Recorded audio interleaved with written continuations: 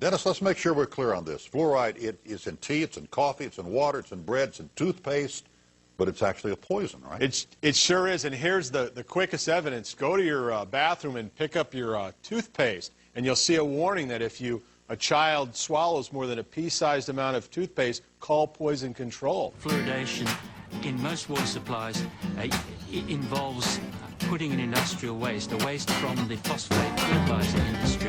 Shake my hand, pleased to meet you. Let me tell you about things that bother me. Why can't we get along as people? I don't know what all the conflict is about. Grab my things, it's time to go now. I don't think that I can stay here anymore. Shake my head, it's time to listen. This is rebel music. Get upset and get involved. A new effort is being launched today to reverse our reliance on a chemical that's supposed to improve our health, not jeopardize it. We're talking about fluoride, and of course it's something all of us are exposed to every day. A lot of folks concerned about this one. Denver is among 24 major metropolitan areas where prescription drugs have been found in the drinking water. According to an Associated Press study, antibiotics, mood stabilizers, sex hormones, and over-the-counter pain medications are just some of the pharmaceuticals found in the drinking water of at least 41 million Americans. Here in Denver, unspecified antibiotics turned up in the water, but the results are preliminary, so they're not encouraging any specific action at this point. We just got back from the ribbon cutting at the Maple Plain Fluoridation Facility, the water treatment plant. I got a card in the mail yesterday inviting all residents to come to the ribbon cutting in the water treatment facility opening up in Maple Plain, Minnesota. So Jeff and I decided we'd go check it out, and Eric Paulson was there, gave him some information on fluoride, why we shouldn't have it in our water.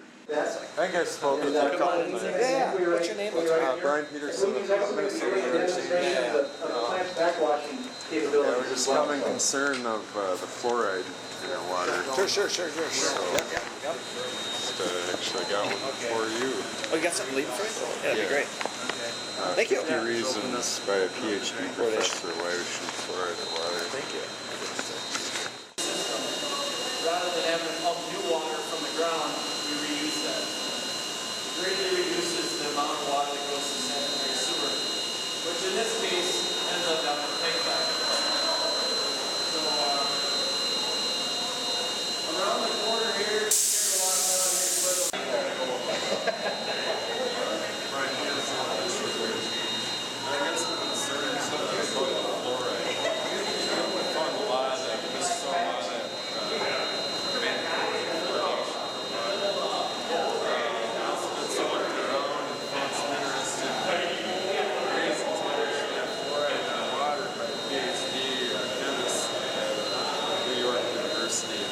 Yeah. A bunch of other sources. Some of the concerns, it's causes cancer, Alzheimer's, lowers IQ. Do you try to keep your levels to the minimum side of the... Yes. It's actually a... Hitler and Stalin put it in the water, in the concentration camps. And now we fluoridate all of our public water here. Right, and it's required, it's a requirement. Yeah, I got the requirement. It's not an option. So, yep. Yeah. They require 0.8 to 1.2. Just because it's a law doesn't mean it's right, though.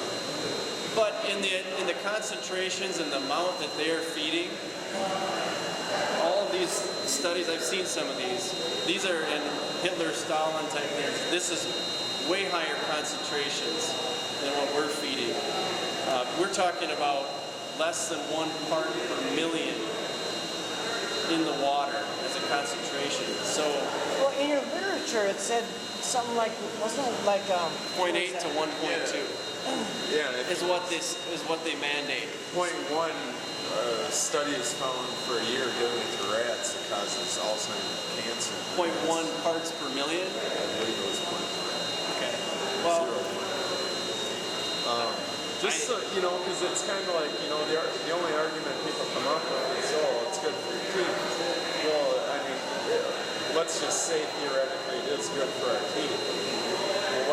forcing this, like kind of, you know, forced medication through the water.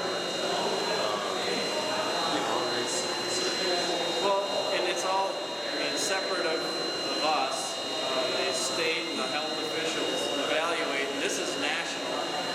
You know, they evaluate the bigger concern. Is it helping more than it's hurting? And I guess the decision's been made by them. I grew up with fluoride treatments, drinking city water. I grew up here.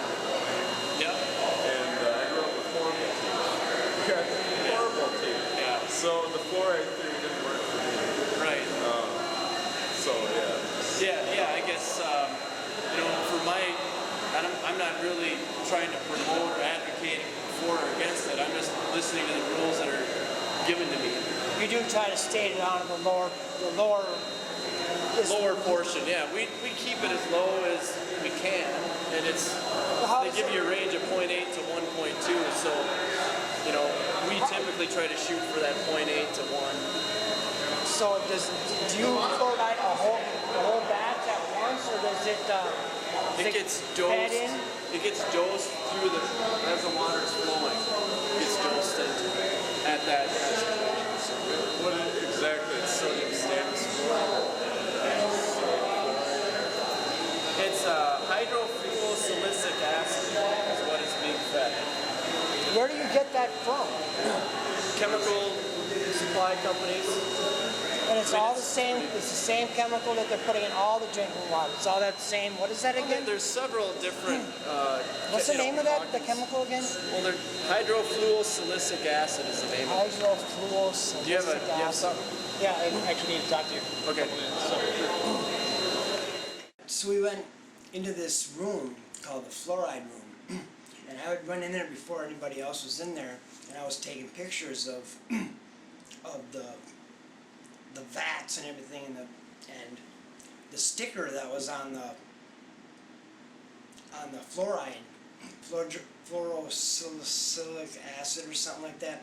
Anyways, I was in there for like maybe about a minute and a half, 2 minutes, and I had to get out of there. My eyes were burning, my head, I could still feel the effects of being in that room. I got in my sinuses. It's very caustic stuff. I mean, it's unbelievable that they would think about putting that stuff in our water.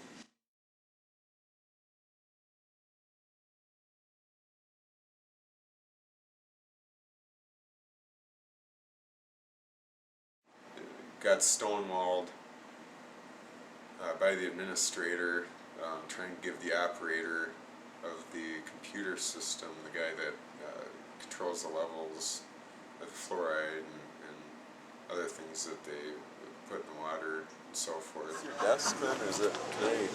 Will you check this out? Oh, sure. Lay it out. Sure.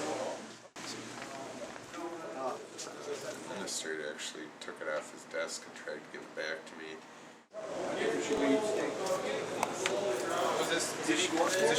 I left that for you. I then gave it back to the operator. It was clear that when we started asking questions about fluoride in our water and the studies showing that it's not beneficial to us, we found that they didn't like us. They didn't want us there asking questions. It was pretty interesting. Well, yeah, right. You look anxious. Are you going to do something? Huh? You look anxious. Are you going to do something? Oh, no. Just interested. Oh, you're just interested.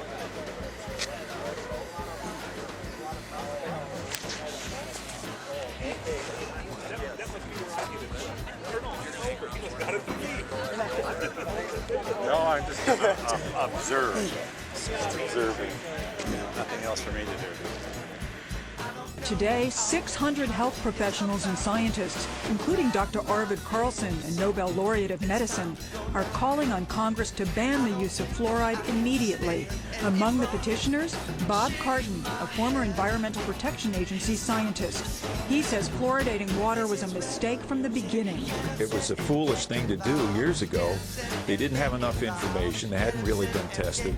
In fact, a 2005 Centers for Disease Control study found too much fluoride has caused irreversibly discolored teeth in 1 out of 3 children. And a major report by the National Academy of Sciences says toxic levels can lead to severe, permanent pitting of the enamel in children. Fluoride can also build up in the bones to cause pain, stiff joints, and skeletal abnormalities when they get older. It's a cumulative poison. It just gradually builds up and it gradually causes harm.